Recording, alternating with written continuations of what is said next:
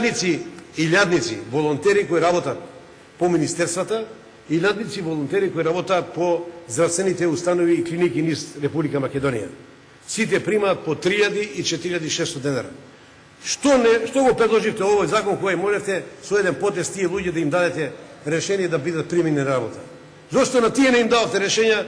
Ја ќе излидат и сите сигурно пратеници ќе кажа ал нека име стварно ги вработи, а не се мала бројка теа, господине заменик. И сега, кога имате 600 волонтери хигиеничари само во клиниката во Скопје, кои примаат 4600 години, 7 до 8 години работаат таму, не им давате решение, не се ниту здравствено осигурани, ниту социјално, ниту пензиско осигурани, ништо немаат, ни годишен одмор немаат.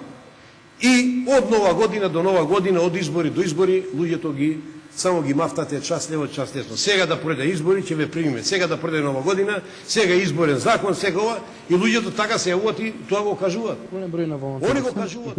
Во Македонија и ќе најдам решение. Значи во наредни месец и половина морам да излезам со некој предлог решение пред владата, па потоа да разговараме таму. Очекувам таму негде во првиот квартал на наредната година веќе да имаме некој финално решение. Имате ли потреба од кадар? Нормално. Постојана потреба.